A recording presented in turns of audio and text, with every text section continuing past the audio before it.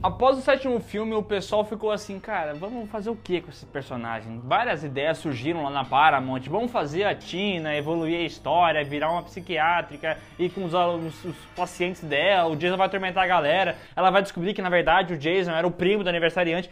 Quê?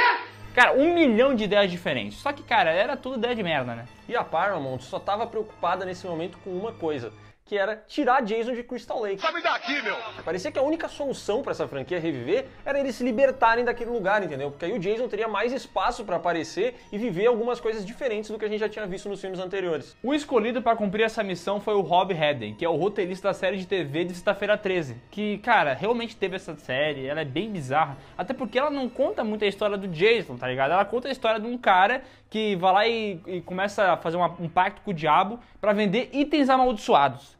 Ele tem uma loja de antiguidades, ele vende esses itens e as pessoas morrem.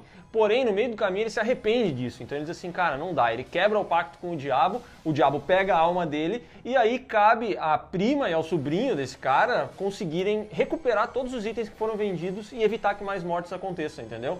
Essa série foi lançada em 87, ela teve 3 temporadas e todas são horrorosas. É tenebroso! É um fracasso total e, cara, nem deveria ter o nome de Sexta-feira 13 essa parada. Não que Sexta-feira 13 seja incrível e maravilhoso, mas pelo menos tinha uma certa... era meio coeso, né? O nome não era pra ser esse, aí o produtor decidiu botar pra fazer uma associação, pra chamar público e, cara, foi um fracasso, mas mesmo assim o Rob Hedden foi o escolhido pra dirigir Sexta-feira 13, parte 8, Jason Ataca Nova York.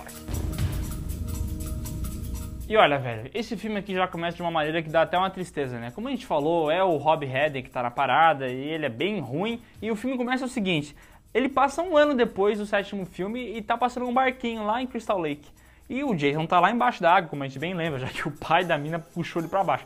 E ele tá morto, tá? Pega essa, ele tá morto. Ok. E os jovens estão com o barquinho lá, conversando sobre histórias do Jason e tal. E daí, pra assustar a namorada do carinha, ele usa uma máscara. Ai, que carinha engraçado. Ele é travesso. Travessão, bobocoide. E lembra que, né, no outro filme o Jason ficou sem máscara, né? Então, ele tinha que ter a máscara de algum jeito. Olha o que acontece, cara. Esse barco puxa um cabo elétrico que encosta no Jason embaixo da água e desse jeito ele revive. E eu não tô brincando, é isso mesmo.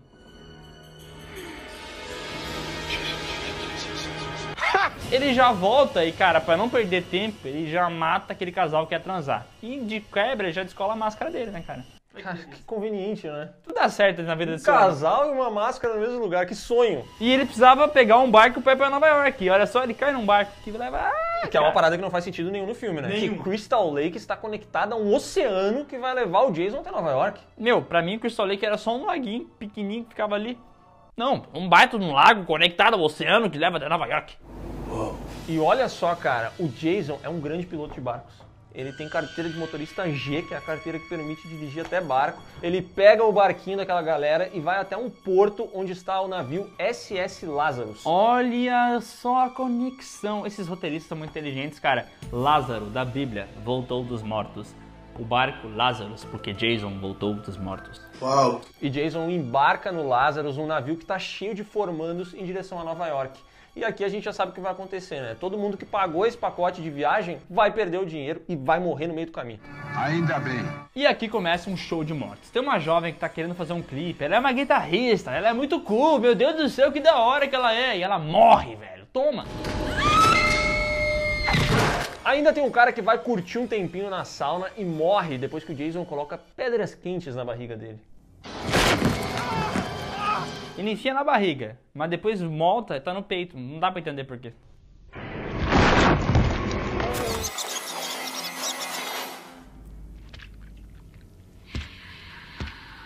É o quê? E o filme acompanha a trama da Rainey, que é a sobrinha de um professor lá. Ela tem um trauma envolvendo água e tal. E o filme inteiro, cara, é nesse barco, envolvendo o trauma dela, envolvendo algumas mortes que o Jason faz e tal. E daí você pensa assim, mas o filme não era Jason vai pra Nova York? E é realmente, ele tá indo pra Nova York, mas não é em Nova York. Cara, o que acontece? Esse filme aqui se vendeu como a grande chegada do Jason numa cidade grande. Só que o problema é que gravar em Nova York é muito caro. Então os caras não conseguiram gravar em Nova York e o filme inteiro é o Jason matando gente no barco e a Rainey tendo visões do Jason criança correndo por ali. É curioso isso, porque esse filme aqui virou piada logo depois de ser lançado, que é o Jason Ataca Nova York. mas a gente só vê alguma referência a Nova York com 1 hora e 5 minutos de filme. Agora demora. Mas tem coisas curiosas que acontecem dentro do barco que eu gostaria de ressaltar. Por exemplo, uma das alunas que tenta conseguir nota com o professor e finge que tá filmando a transa deles. E daí o cara participa da transa, né? Mas depois que ele tá no meio, ele fala assim, o que tá acontecendo? Meu Deus, eu tô sendo beijado, não esperava. Saia já de cima de mim. Mas que coisa mais absurda. O que você está pensando? Cara, depois de muito tempo acompanhando essas tretas todas no barco, finalmente esse maldito desse Lazarus afunda e a Rhaene consegue escapar com meia dúzia de coadjuvantes pra Nova York.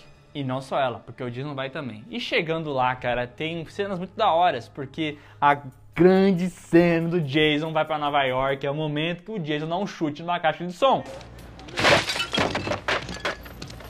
Sim, e também tem aquela outra cena do lutador de boxe. Ai, cara, maravilhoso. Tem um cara que paga de lutador de boxe, é o fodão. E daí ele fala assim, o Jason chegou, o que eu vou fazer com ele? Vou lutar boxe com o Jason. E daí o Jason fala, tá bom então. Ele pega e dá um soco e arranca a cabeça do malandro. Brasil! Essa cena é linda. Ela não faz sentido algum, mas ela é linda. Que lindo, cara! Quem também morre aqui é o tio da Rhaene, que tava no navio. E olha só, essa saga aqui ela é toda relacionada com o Datena. O tio da Rhaene ele é como se fosse um produtor do Datena. Porque o negócio dele é querer ver o circo pegar fogo. Olha só, quando a Rhaene era criança, ele levou a garota até o meio de Crystal Lake, porque ela tinha muito medo de água. Ele pensou assim, cara, ela precisa superar esse medo. Então ele levou ela até o meio do lago e empurrou a garota na água. Nada aí! Nada aí! E aí, quando ela caiu na água, ela não só não superou o medo de água, como ela conseguiu um novo medo, que foi o medo de Jason, porque ela foi puxada pelos pés pelo Jason. Como se... Em que momento o Jason tava na água? Será que foi no momento lá do Jason 6 que ele tava lá boiando?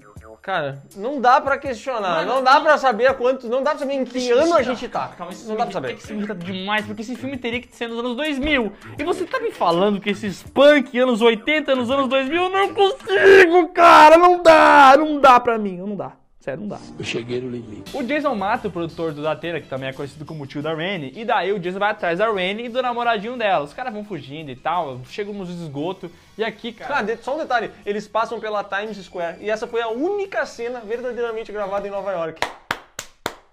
Parabéns, uma cena incrível. Eles vão até os esgotos, e lá, cara, tem o que eu gosto de chamar, que é o pior final de Jason na história. Porque eles sobem numa escadinha, conseguem fazer umas tramas pra vir um líquido tóxico. Não, eles descobrem que toda noite, à meia-noite, são jogados resíduos tóxicos nos esgotos de Nova York, entendeu? Não importa o jeito que eles fazem isso, o que importa é que quando esses resíduos pegam no Jason e não pega nos dois... É engraçado, né? Eles estão aqui e o resíduo vem exatamente até aqui, 1 milímetro abaixo. Calculado. Mas olha só o que acontece com o Jason. O Jason, que era um zumbi, monstro e tudo mais, ele vira o menino Jason.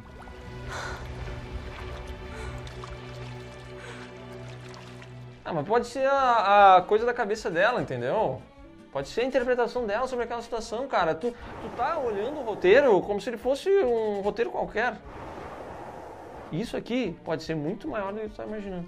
Mas mesmo que não seja... Cara, é muito ruim, na boa. Não importa, só o fato deles receberem ajuda de resíduos tóxicos pra vencer o Jason é muito Não, ele ruim. vira um menino, cara! Eu não consigo virar um menino! Mas daí eu até não me incomodo. Não, me incomoda, vai tomar no cu, menino. Cara, esse aqui é o pior final de Sexta-feira 13. E sabe qual é a pior coisa? Que a gente chega no próximo filme e daí a gente vai falar que aquele lá é o pior.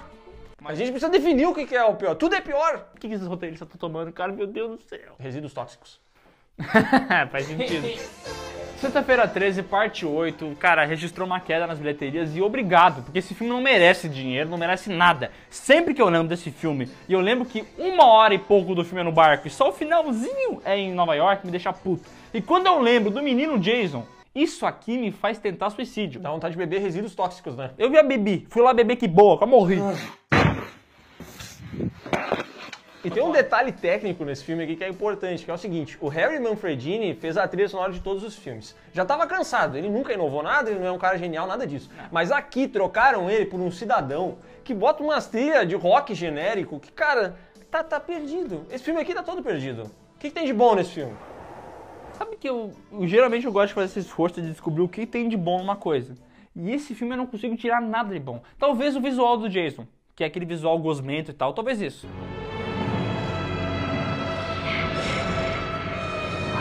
Mas daí ele vira um menino depois, foda-se.